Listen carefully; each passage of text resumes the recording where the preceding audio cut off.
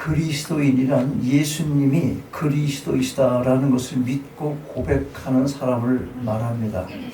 유대교인과 기독교인이 충돌하는 이유가 여기에 있어요. 기독교인들은 성경을 통해서 예언해 주신 메시아 혹은 그리스도가 곧 예수님이라는 것을 믿습니다. 그러나 유대교인들은 우리가 믿고 있는 예수를 그리스도로 믿지 않고 앞으로 올 것을 기대하고 있는 것입니다. 인간이 구원을 얻는 길은 오직 하나입니다. 내가 곧 길이요 진리요 생명이다 라고 말씀하신 그 예수님이 오직 구원의 길입니다. 다른 구원의 길을 우리에게 주신 적이 없습니다. 오늘은 예수를 그리스도라 고백하고 삶의 주인으로 받아들인 사람들이 공통으로 살아가야 하는 길에 대해서 그 길에 대해서 몇 가지를 살펴보고자 합니다. 오늘 본문 23절에 또 무리에게 이르시되 아무든지 나를 따라오려거든 자기를 부인하고 날마다 제 십자가를 지고 나를 쫓을 것이니라 이렇게 말씀합니다. 나를 따라오려거든 이라는 말씀을 나의 제자가 되려거든 이라고 이렇게 바꿀 수가 있어요. 나의 제자가 되는, 나를 따라온다는 말이 뭐라고? 나의 제자가 되려거든 이런 의미로 바꿔서 이해할 수 있다는 거예요. 그러므로 우리는 먼저 제자의 길을 가야 하는 것입니다. 제자의 길을 가야 하는 거예요. 그러면 제자의 길이란 어떤 삶을 가리키는 것입니까?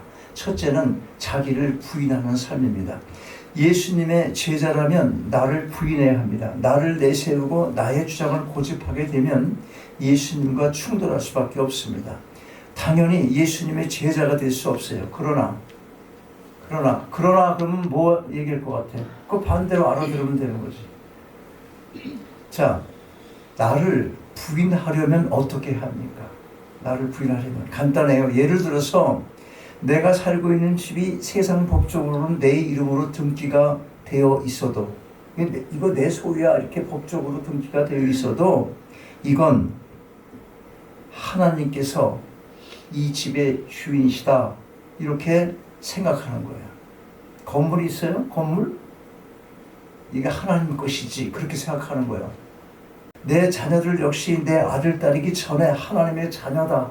그리고 심지어 내 목숨도 내 것이 아니라 하나님의 것이다 라고 분명히 믿고 고백할 때 자기를 부인할 수 있게 되는 것입니다. 또 다른 예를 들면 우리가 다른 사람을 죽이면 살인죄가 되잖아요. 근데 마찬가지로 내가 자살을 해도 그건 역시 타인을 죽이는 살인죄와 똑같다는 것입니다. 왜냐하면 저 사람의 생명이 하나님의 것이라면 내 생명도 누구 것이에요? 하나님의 것입니다. 그러므로 믿는 사람은 절대로 자살하면 안 되는 것입니다. 이렇게 분명히 하나님의 소유인 것을 인정할 때 나 자신을 부인할 수 있게 되는 것입니다. 제자의 삶 두 번째는 날마다 자기 십자가를 지는 삶입니다. 다른 사람의 십자가가 아니라 자기 십자가인 것을 잊어버리면 안 됩니다. 예를 들어 시집을 갔어. 근데 시어머니를 잘못 만났어. 아주 뭐라고 그럴까 시집살이를 호되게 하는 거예요. 그런데 사람들이 그러잖아. 내가 십자가를 진다고. 근데 그게 십자가겠어요? 그게 십자가가 아니야. 왜냐하면 믿지 않는 사람도 그럴 확률이 얼마나 많아. 실제 또 그렇게 고생하는 사람 많이 있잖아요. 그 십자가가 어떤 게 십자가요? 내가 하나님 나라 구하고 예수 그리스도 믿는 그 믿음으로 세상을 살아갈 때 방해하고 내게 나를 힘들게 하는 그 모든 것들 말고는 십자가가 아닌 거예요. 내가 저 집을 못 사서 안달이 났어. 그게 왜 십자가야? 아니야. 100만 불을 채워야 되는데 그 5만 불이 안 벌리네. 그래갖고 고통을 해. 그게 무슨 십자가야? 그런 거 아니라니까. 십자가가 뭐라고? 오직 예수 그리스도의 대상이 내 구주로 고백이 되고 그런 사람이 그 믿음의 삶을 살아갈 때 그때 다가오는 박해가 십자가다. 그런 얘기입니다.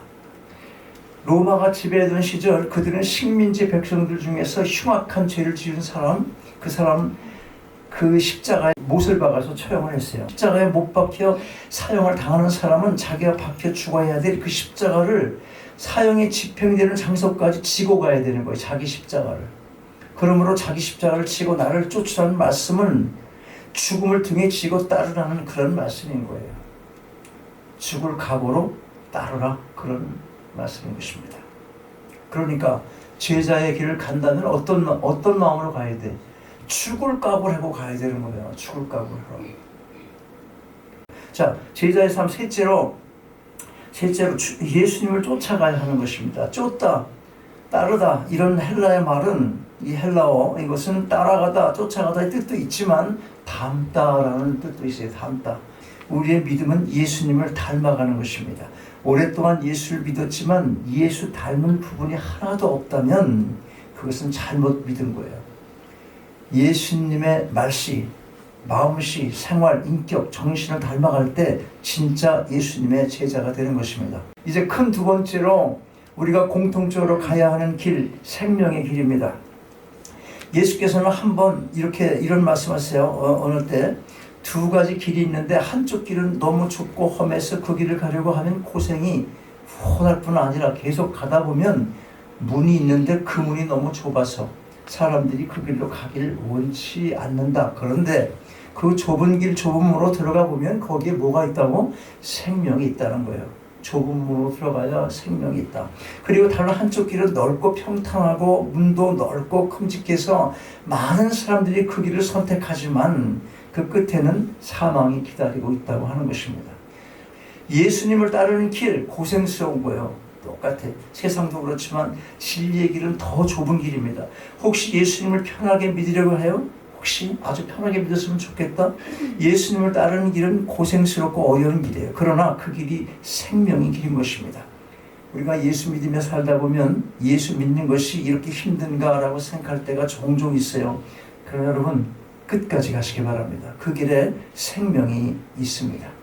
본문 24절, 26절 쭉 보면 누구든지 제 목숨을 구원코자 하면 잃을 것이요 누구든지 나를 위하여 제 목숨을 잃으면 구원하리라. 사람의 말을 온천을 얻고도 자기를 잃든지 빼앗기든지 하면 무엇이 유익하리요.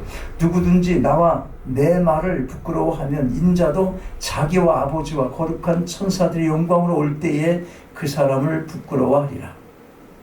우리가 어디에 투자를 하느냐는 아주 중요한 것입니다. 망하는 사업에 계속 투자를 하면 투자를 할수록 망하는 겁니다. 더 크게 망하는 거예요. 흥한 사업, 잘 되는 사업에 투자를 하면 투자를 할수록 더 잘 되게 되어 있습니다. 예를 들어서 예수 안 믿는 사람들은 전부 이 세상에 투자를 합니다. 천국이 어디 있느냐 그렇게 생각하는 거예요. 그래서 세상을 위해서 돈이 생기는 대로 또는 시간이 나는 대로 거기다 투자하는 거예요. 이 세상 거에 투자합니다. 그리고 피와 땀을 투자해요. 모든 노력을 다 투자해요. 그러나 예수 믿는 사람들은 세상에 투자하는 것이 아니라 하늘나라에 투자합니다. 하늘나라를 위해서 재물과 시간, 온갖 노력, 그리고 자신까지도 모두를 투자합니다. 언제 판가름 납니까? 그 결국이 언제 알 수 있어요? 죽을 때 확실한 판가름이 나는 것입니다. 하늘나라가 없으면 누가 망합니까? 하늘나라가 없으면 누가 망하는 거예요? 그런데 성경을 보면 하늘나라에 있다고 기록되어 있어요. 하늘나라는 분명히 있다고 기록되어 있어요. 그 하늘나라는 영원한 나라입니다. 그래서 우리는 믿고 투자를 하는 것입니다. 오늘 본문도 어떻게 하면 영생하고 구원을 얻는가에 대해서 말씀하고 있어요. 우선 내가 내 자신에게 투자하지 말 것이에요. 하나님께 투자하고 예수님께 투자하면 예수님과 함께 천국에서 영생할 수 있다는 것이 본문의 내용인 것입니다. 즉 예수께 투자하는 길이 생명의 길입니다. 죽음으로 끝날 세상 것을 위해서가 아니라 우리가 영생하는 하늘나라를 위해서 주님을 위해서 투자하실 수 있게 바랍니다. 이것이 생명의 길인 것입니다. 흥하는 하늘나라 흥하게 하시는 예수님께 투자하고 영생의 길, 생명의 길을 걸어가시는 여러분 되시기 바랍니다. 우리가 공통으로 가야 하는 세 번째 길은 체험의 길입니다. 바울 사도가 다메섹 길에서 예수를 만난 후에 아라비아에 가서 3년 동안 기도 생활해요. 바로 뭘 어떻게 하는 게 아니라 아라비아에 가서 3년 동안이나 기도 생활했어요. 그런데 누가 자기를 인정해 주지 않았습니다. 결국은 고향인 길리기아 다소에 가서 세월을 보내고 있었습니다. 그게 다 하나님의 훈련 과정이었어요. 한 번을 기도를 깊이 하는 중에 천국에 올라가요. 천국에. 얼마나 좋은지 깨어난 바울이 도저히 말할 수 없다고 했습니다. 천국을 본 사람은 말할 수 없어야 되는 거예요. 천국을 본 사람이 뭘 자꾸 말을 하면 이상한 거예요. 천국은 이 땅에서 본 기억이 없고 이 땅에 언어가 없기 때문에 천국을 말로 표현할 수가 없는 거예요. 그런데 뭐 천국 갔다 온 사람들이 자꾸 말을 해.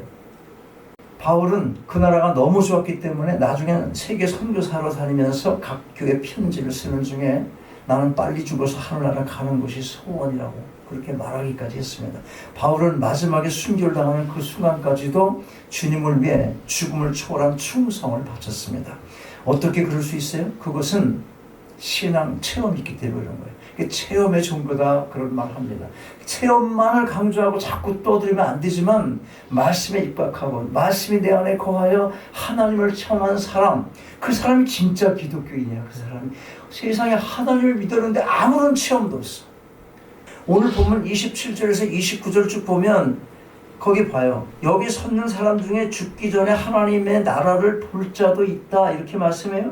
그리고 이제 8일쯤 되어서 예수께서 베드로와 요한과 야고보를 데리시고 거기 가서 기도하시러 산에 올라갔잖아요. 그거 쭉 읽어보면 그런데 용모가 변화되고 그 옷이 휘어져서 광채가 나더라. 거기서 변화가 된 거예요. 이 본문의 사건은 예수님이 어느 산에 올라가서 기도하실 때 변화되어서 천국의 광경이 이루어지는 것을 묘사하고 있는 것입니다.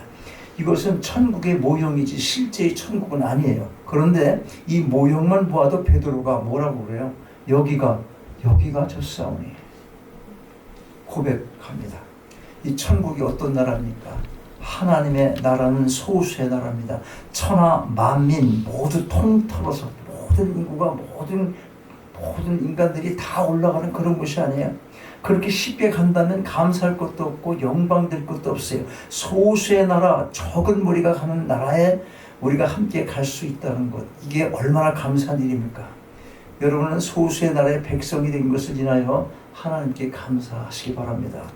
그 다음에는 예수께서 데리고 가시는 나라예요. 예수께서 데리고 가시는 나라. 제자들을 데리고 산에 올라가 천국의 광경을 이루었다고 말하잖아요. 제자들이 스스로 간 것이 아니라 이 하늘나라는 예수님이 제자들을 데리고 간 것이에요. 하늘나라는 내가 가는 것이 아니라 주님이 우리를 데리고 가시는 나라인 것입니다.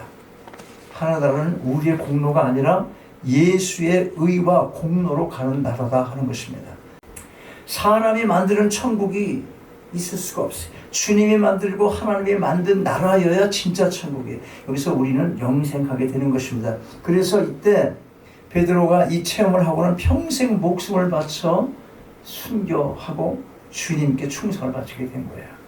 그가 베드로후서 1장에서 이 일에 대한 간증을 하고 있습니다. 자, 잘 들으세요. 자, 오늘 우리는 본문 말씀을 통해서 우리가 그리스도인으로 살아가야 할 세 가지 길, 제자의 길, 생명의 길, 체험의 길을 살펴봤습니다. 성경은 배워 익혀 지식으로만 남겨두라는 책이 아닙니다. 우리가 어떻게 이 땅을 살아가야 하는지를 가르쳐주고 있는 것입니다. 여러분 모두가 하늘의 멸루관 바라보고 끝까지 인내하며 참된 그리스도인의 길을 걸어갈 수 있게 되시기를 주님의 이름으로 축원합니다. 아버지 하나님, 주신 말씀 감사함으로 마음에 담습니다. 믿는 자로서 이 땅을 살아가야 할 길이 무엇인지를 배웠사오니 그 길 따라 걸어가는 인생들이 다 되게 하여 주옵소서. 자신을 부인하고 날마다의 자기 십자가를 지며 주님 따라 살아가게 하시되 그 길이 생명의 길임을 잊지 않게 해주시고 천국을 경험하는 놀라운 은혜도 내려주옵소서. 그리하여 남은 평생 충성케 하시고 기쁨 가운데 승리하며 살아가는 저희 모두가 다 되게 하여 주옵소서. 우리 주 예수 그리스도의 이름으로 기도하옵나이다. 아멘.